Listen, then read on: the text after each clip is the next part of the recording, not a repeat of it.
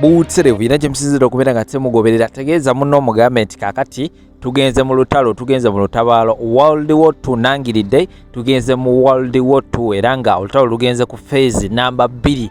Tuli ku nsonga za Suzan Bugingo oba Suzan Makula, Pastor Bugingo, girlfriend waffe omupya eyasugudde omusumba n'abeera nga ate amujja mu mansion gye twasobola okubeera nga ate tusondera akasente kaffe, n'abeera nga ate amutwala, n'abeera nga ate amusuza mu woteeri Teddy Bugingo. Wabula olutalo luno ate lweyunzeemu abantu abapya era nga nzija mu maaso awo n'ebisingako awo. Gwe wena alabire Saudi Arabia, Qatar, Dubai, Bahrain, Oman, UAE.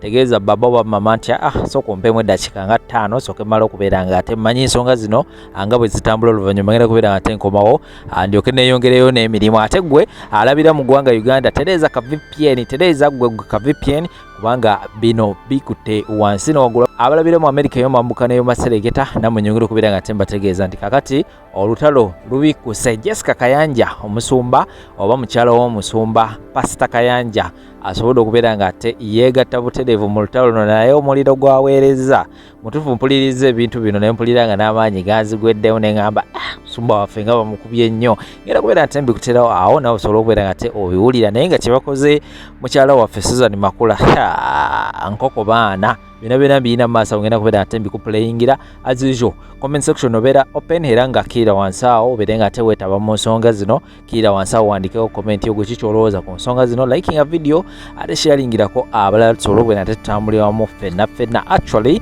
ewatali kumala budde kambatewo direct obutambi buno ate oluvannyuma nkomawo n'amawulire amalala mangi, naye nga mbajjukiza gwe wena eyandiyagadde okubeera nga ate obaako kyotereeza mu bulamu Sheikh Ashraf wali akuyambako era ng'ono akujjanjaba akozesa dduwa oba manyi ga Quran beera nga tomunoonyako. Enamba y'essimu eri awo ku screen buli kimu kijja kubeera tekitambula bulungi my daddy sana. Kambatewo olutalo luno olwatandise ebizuka biri mu kuyitingana ate oluvannyuma ngenda kubeera ate nkomawo n'ebipya ebirala bingi nnyo temuvaawo. Omukazi omukadde mu kyacu n'omulaba nga yeerwanako nnyo, yeekakaatika mu bugoye bw'abaana, yeeyerusa buli lunaku alwanagane ne bakyaci memba. Yalowooza nti pasita we baawa agenda kwenda. Ojobuuze mukyala pasita wa ate emirembe mwana wattu tetugirabira ku wiigi. We don't see the peace. Omusajja yayimiriranga n'asaba bye tutegeera kati ayogera ebitategeerekeka. A person who could stand and minister and we see an anointing, now they are speaking trash. Omwoyo wa Jezebel ayigiriza abasumba okwenda. The spirit of Jezebel that teaches men of God to pray adultery. Tukusazaamu mu linnya lya We Yesu. cancel you out in the name of Jesus. Ensi ekugaane. And the world cannot stand you. Ensi terikuwanirira. And the world will never stand you. Togenda kuweebwa mukisa mukazi gwe. You want to be blessed, you woman. Mu ntuuyo z'omukazi omulala. As long as you are in the vicinity or in the palace of someone, na mirembe mukazi gwe. you will never have the peace. Mu ntuuyo z'omukazi omulala. As long as you are in the property of someone else's home. Ate emirembe mwana wattu tetugirabira ku wiigi. We don't see the peace as you put on those weaves. Emirembe tetugirabira ku makeup. Peace is not about your makeup. No. Nedda gundi. Kubanga osobola obyambala byonna n'obyetikka. You may put on nice weaves and good makeup. Nice kiwiigi ennene bannungi. A big wig. Oyinza obyambala byonna n'obyetikka. You may put on everything and you carry it. Naye Bayibuli egamba nti ekigambo kya Mukama The Bible says that the word of God kiribeerera. will stand, will live forever. Tukisomye wano. We've read the word of God. Ensi tesobola kutolerating, ensi teri The kutolerating. word will never stand you tejja Teri kwebeera. kuwanirira. It will never encourage you. Muzaana gwe. You made. Va mu ntuuyo z'omukyalo ow'endagaano. Leave the sweat of the covenant woman. Mutuggyeko obugayaavu. And remove your sluggish work out of her own sweat. Mulema okubako kye mukola ne mulinda gye munaakuula wiigi. You fail to earn your things and you are just waiting for where you will steal those wigs. Nze ndi mukozi nnyo. So I'm a hard-working woman. Anti oli teyali mukozi. For her she wasn't a hard-working one. Oba oli mukozi. If you are a hard-working lady, Genda onoonye omusajja mu nfuufu. go begin from the scratch and get your own husband. Amen. Teweetalira mu byange. You don't have to work in my own stuff. Ensi teri kuwanirira. The world will not stand you. Ensi teri kuwanirira. The world will not stand you. Teriyimirira naawe. It will not deal fair Oli with you. mubbi mukumpanya. You are a thief and a crook. era nammwe abawala abalaba Even you young ladies that are singers, tewaliwo kitiibwa you will not earn that glory mu kugenda n'otuulirira munno if you are all break into someone's marriage. akuyisa akuwadde omulimu They have welcomed you and they've given you a job opportunity, n'olyoka ojja n'owamba and now you come to conquer. tewaliwo kitiibwa You will not gain any glory out of that. ndi mulungi nnyo nawambye That have a mighty have all conquered the covenant wife. wakwata omunafu n'omuloga Amen. You got a weakling and you bewitch them, era baloga banafu and they bewitch the weak. omuntu asobola okwerabira abaana be ne mukyala we nga bamuloze abeera munafu A person that can forget a wife and the children is bewitched. tegenda ensi tegenda kuyimirira ku lulwo The world won't stand you. omukazi yali mu ntulyo ng'abuulira She nti, was in sweat preaching the gospel, ne mulyoka mukwate ssente and you got hold of the money ne mugula ettaka and you bought land. bannange administrator Administrator, va mu nnyumba ya muno I will repeat it again. 1 Timothy chapter 3 verse 5. If a man omusajja yenna cannot take care of his own house, tasobola alabirira maka ge how will he rule over the church? anaalabirira atya ekkanisa.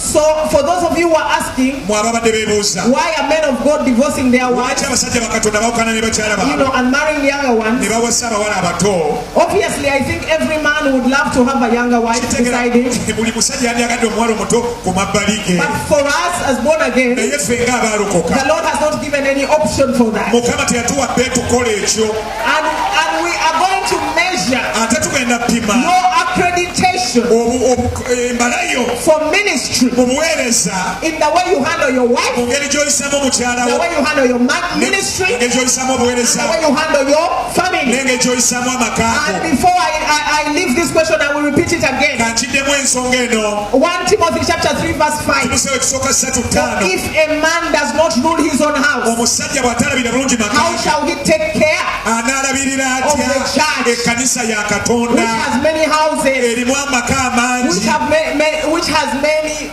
families, erimu zifamire which has many marriages? erimu abafumbo abangi. So now you decide, kati weesalirewo are these really men of God? ddala bano basajja ba katonda okusinziira bayibuli kyegamba. Because I don't want to pinpoint and say they are not. saagala gamba ono si musajja But I have given you the scripture to back that Naze up. ekyandiikibwe kimpagira.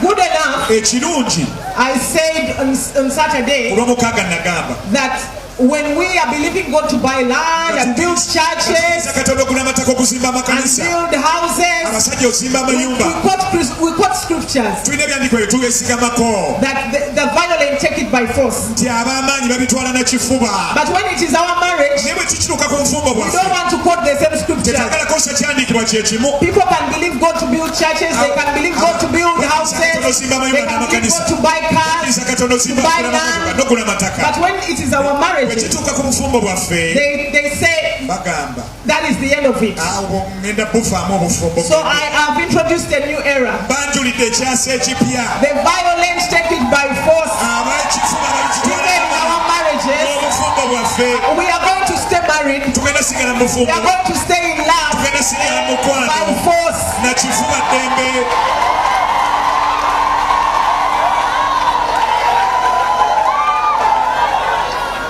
That is why there are some women of God who are saying we will not leave. waliwo abakazi bakatonda baga tetugenda va mu maka gaffe.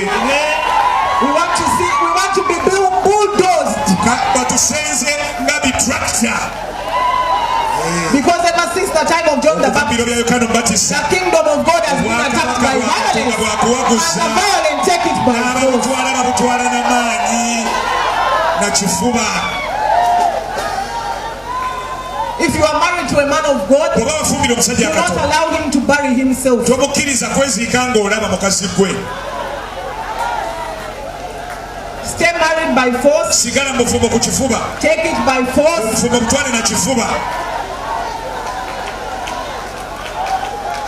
Fast, pray, siiba osabe, claim territory in the spirit. twala amatwale mu mwoyo. Because for him to say, I'm throwing you out is the end. What accreditation does he have now?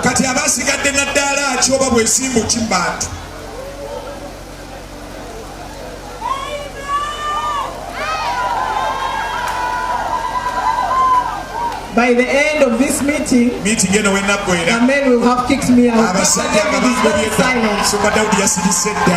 said anything bad. I have simply said we have introduced a new era of taking it by force. We are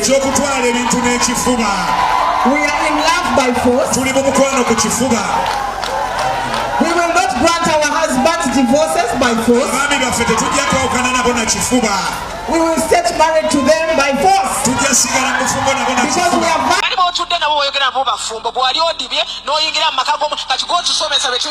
no, later you cannot be a teacher. And you fit media. If I love my husband, he's the man that I love. Who are you to tell me? But over doji laboti, I don't want to tom jinaboti, oh my yumina, oh my tuba some to Mukwata Mabasaja. Go was what you my Bakwata Mabasaja. Watch it or later. If you knew how to handle a man, why are you stealing someone else's man? Go get yours. There is another man gave birth in you and they left you. Now you are on me.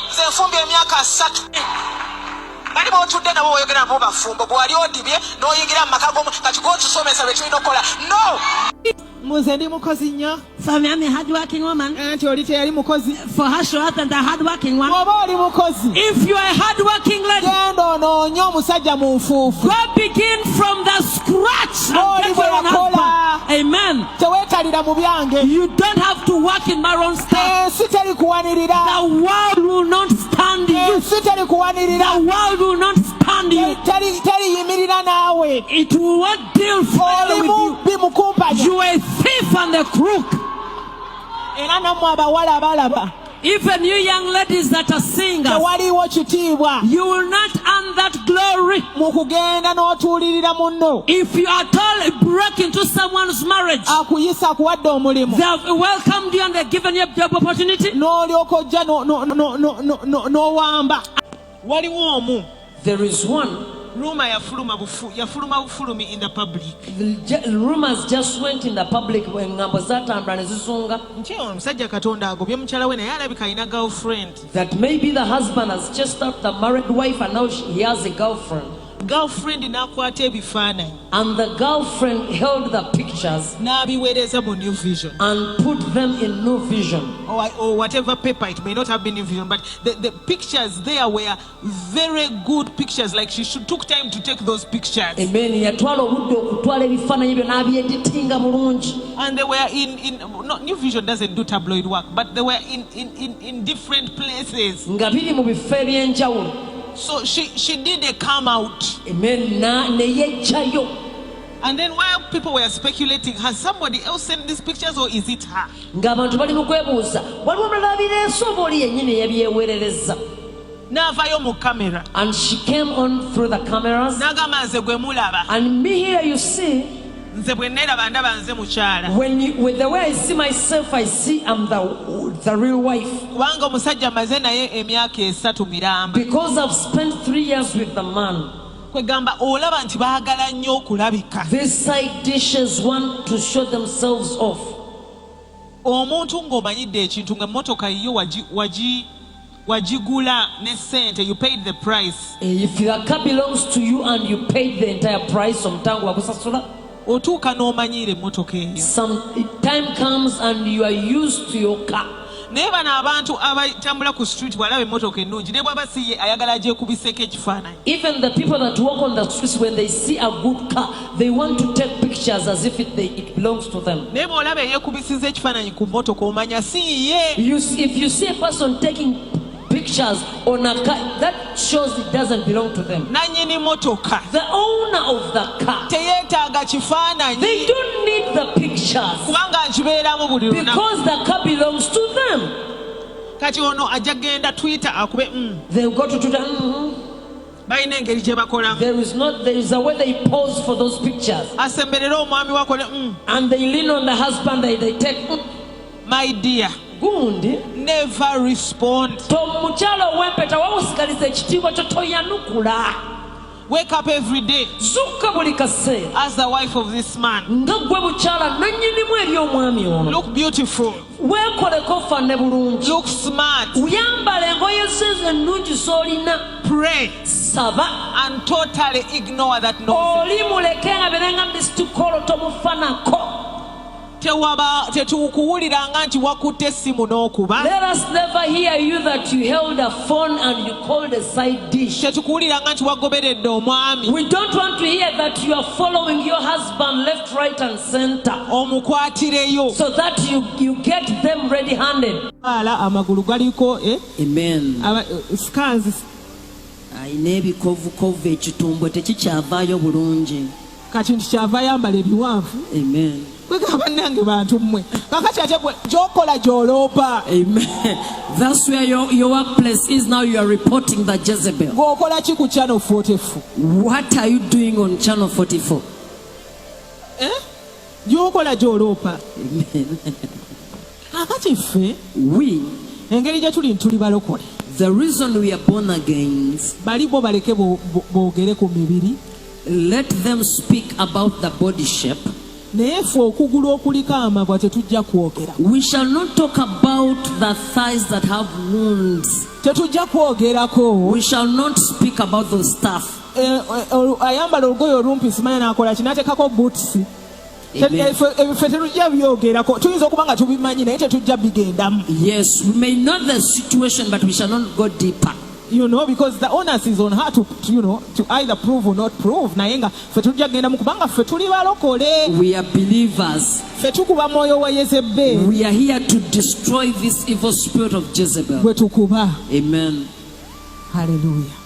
Kati ate n'ekirala obulwadde is not a crime. Amen. Oli okubanga alina obuzibu bw'endwadde si musango. An infirmity is an attack. Amen. Obulwadde bwonna bwa bulumbaganyi. So kati awo gwe ng'akola naye saba. Amen. If you are praying, you are working with her, pray. Saba. Seek God. Owulira ng'ezo engoye osanga sikuyitiddeko kakati nze question sigitegedde. I've not understood your question. Oyawa information. That one was giving us information. Oyawa information. You are giving us information. Hallelujah.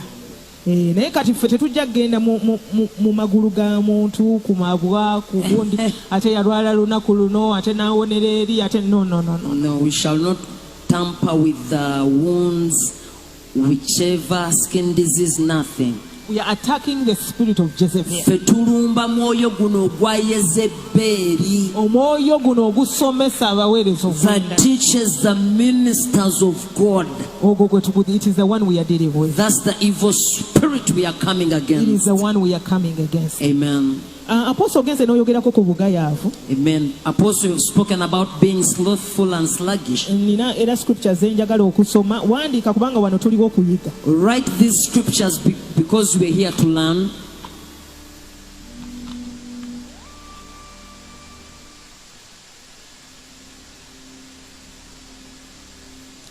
Bible egamba mu Proverbs 20 verse 4.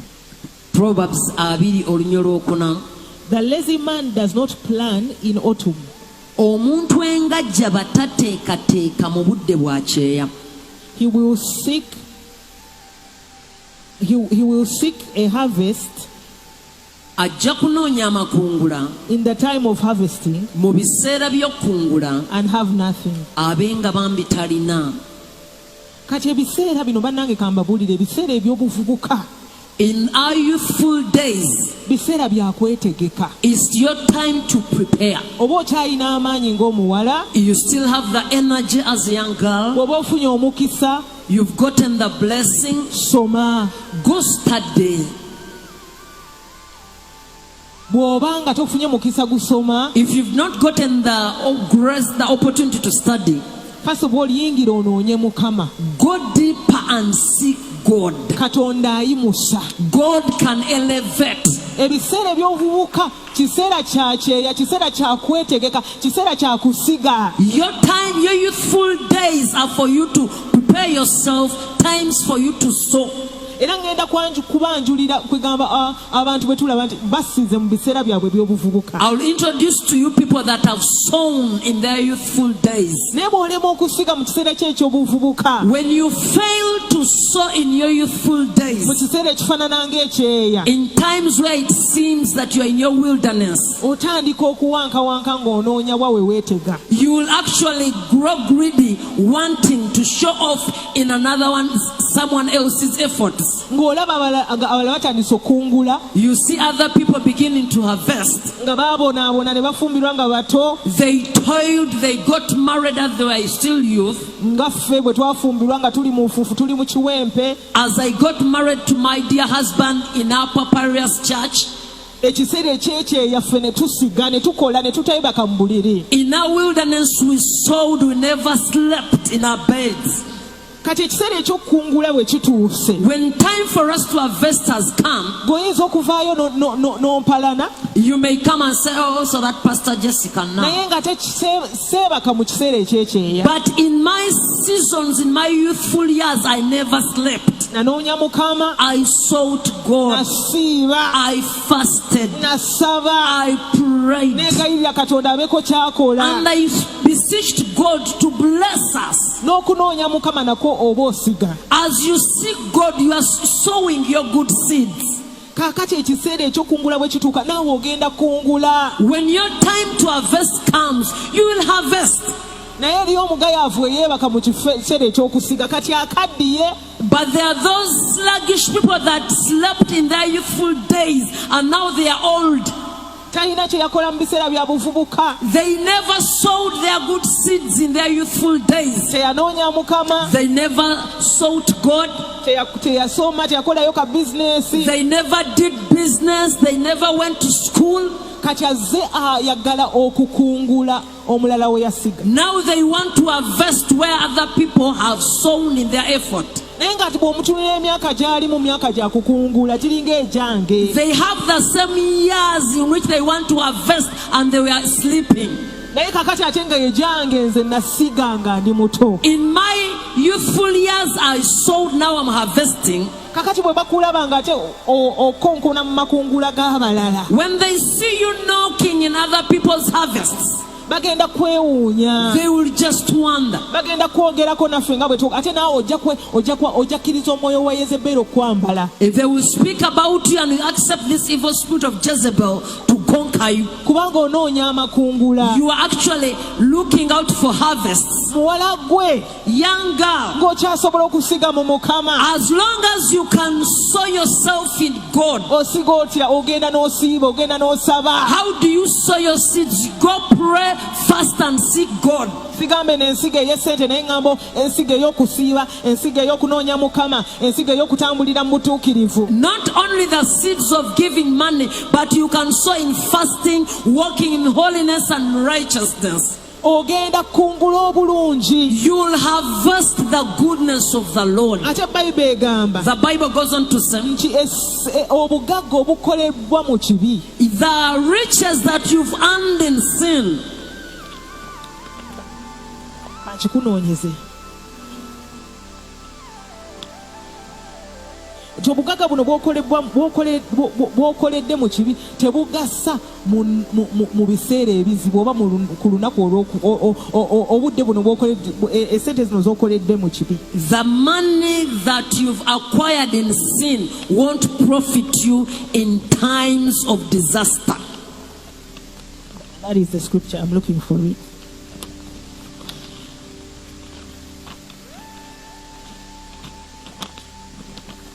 That is the scripture in English. That the money made in the wealth accumulated in sin. Obuyingidde mu buyingizi n'okaabya abantu. You've caused tears in other people's lives. N'okaabya omwana omuto. Waliwo omwana omuto wa 7 years. Kitaawe yalekerawo omuweereza school fees mu 2018. Amen. Mwana wa myaka 7 taata yakoma omuwa akasente mu 2018. 2018. Amen. 2018.